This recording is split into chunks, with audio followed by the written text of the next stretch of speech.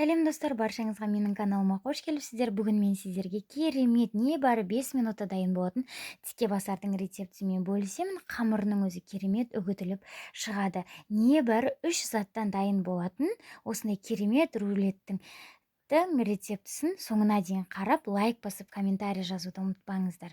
Бізге ең басты керекті нәрселер ол қатпарлы қамыр, дайын магазиннен алсаңыздар болады, сыр және шұжық қажет болады, колбаса. Ең алдымен біз шұжық пен сырымызды үкіштен өткізіп аламыз. Турап алсаңыздар да болады, маған үкіштен өткізген ыңғайлы болған үшін осылай үкіштен барлығын өткізіп алдым.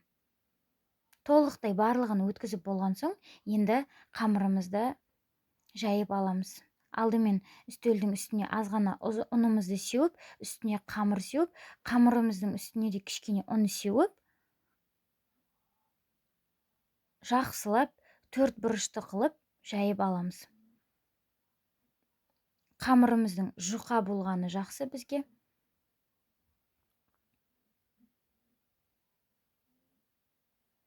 Мінекей қамырымызды толықтай жайып алдық. Үстіне сұйық майымызды құйып, щетканың көмегімен барлық жеріне тигізіп шағып шығамыз.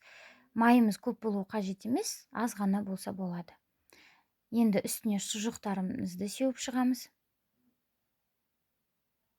Одан соң сырымызды сеуіп шығамыз. Ортасына жеткізбей ортасынан бөліп, екі шетіне ғана септім. Себебі орағаннан кейін екіге бөліп аламыз. Себебі өте рулетіміз өте үлкен болып кетсе, ортасы шала пісіп қалуы мүмкін. Сол үшін де мінекей бірінші жағын орап көрсетемін. Осылай орап болған соң, ортасынан пышақпен бөліп кесіп аламыз.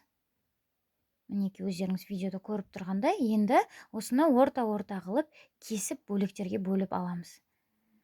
Бөлектерге бөліп болған соң, үстінен басып, осылай барлығын толықтай басып шығамыз.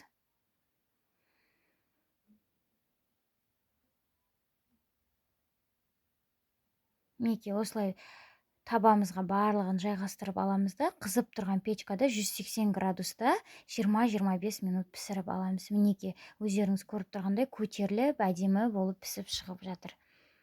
Мінекей толықтай барлығы әп-әдемі болып, дайын болып пісіп шықты. Жұп-жұмсақ қамырының өзі қатпарлы болып, керемет болып шықты. Міндетті түрде жасап көруге кеңес беремін. Каналға тіркелуді ұмытпаңыздар.